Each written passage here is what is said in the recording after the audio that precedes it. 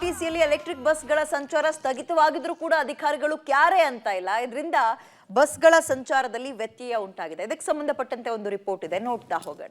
BMTC electric bus ಸಂಚಾರದಲ್ಲಿ ವ್ಯತ್ಯಯ, ಚಾಲಕರ ಕೊರತೆ, ವೇತನ ವಿಳಂಬ, ಡಿಪೋದಲ್ಲಿ ನಿಂತ ಬಸ್ಗಳು. ಬಸ್ ಸಂಚಾರ ಸ್ಥಗಿತವಾದರೂ ಬಿಎಂಟಿಸಿ ಅಧಿಕಾರಿಗಳು ಸೈಲೆಂಟ್. ನಗರದಲ್ಲಿ ಬಿಎಂಟಿಸಿ ಬಸ್ ಸಂಚಾರದಲ್ಲಿ ಕೊಂಚ ಮಟ್ಟಿಗೆ ವ್ಯತ್ಯಯ ಉಂಟಾಗಿದ್ದು, ಕೆಲ ಮಾರ್ಗಗಳಿಗೆ ಎಲೆಕ್ಟ್ರಿಕ್ ಬಸ್ಗಳ ಓಡಾಟ ಸ್ಥಗಿತಗೊಂಡಿದೆ. ಆದರೆ ಬಿಎಂಟಿಸಿ ಆಡಳಿತ ಮಂಡಳಿ ಮಾತ್ರ ಡೋಂಟ್ ಕೇರ್ ಅಂತಿದೆ.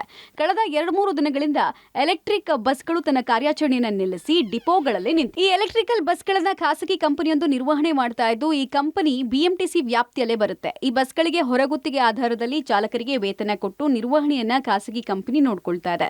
ಬಿಎಂಟಿಸಿಯಿಂದ ಕೇವಲ ಕಂಡಕ್ಟರ್ಗಳನ್ನ ಮಾತ್ರ ನೀಡಲಾಗುತ್ತೆ. ಕಂಪನಿಯ ಮೇಲೆ ಸಂಪೂರ್ಣ ನಿಯಂತ್ರಣ ಬಿಎಂಟಿಸಿ ಇದ್ದೇ ಇರುತ್ತೆ. ಖಾಸಗಿ ಕಂಪನಿ ತನ್ನ ಸಿಬ್ಬಂದಿಗಳಿಗೆ ವೇತನ ನೀಡದ ಹಿನ್ನೆಲೆಯಲ್ಲಿ ಕೆಲವರು ಕೆಲಸ ಬಿಟ್ರೆ ಇನ್ನೂ ಕೆಲ ಬಸ್ಗಳು ನಿರ್ವಹಣೆ ಇಲ್ಲದೆ ಡಿಪೋಗಳಲ್ಲಿ ನಿಂತಿದೆ.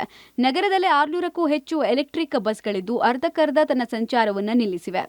ಸುಮಾರು 600 ಚಿಲ್ಲರೆ ಬಸ್ಸು 6 ಡಿಪೋಗಳಲ್ಲಿ ಇವತ್ತು ಇವೆ.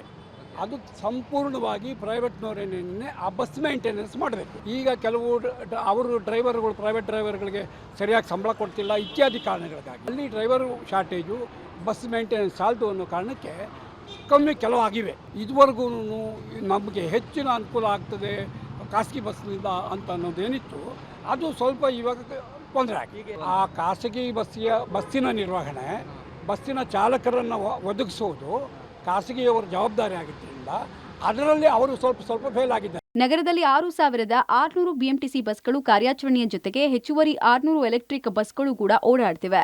ಎಲೆಕ್ಟ್ರಿಕ್ ಬಸ್ಗಳು ಸ್ಥಗಿತ ಆಗಿರೋದ್ರಿಂದ ಪ್ರಯಾಣಿಕರಿಗೆ ತೊಂದರೆಯಾಗಿದೆ. ಇತ್ತ ಖಾಸಗಿ ಕಂಪನಿಯ ಮೇಲೆ ಬಿಎಂಟಿಸಿ ಅಧಿಕಾರಿಗಳ ನಿಯಂತ್ರಣ ಇಲ್ಲದೆ ಇರುವುದು ನಿಜಕ್ಕೂ ವಿಪರ್ಯಾಸವೇ ಸರಿ. Prakash, public TV, Bengaluru.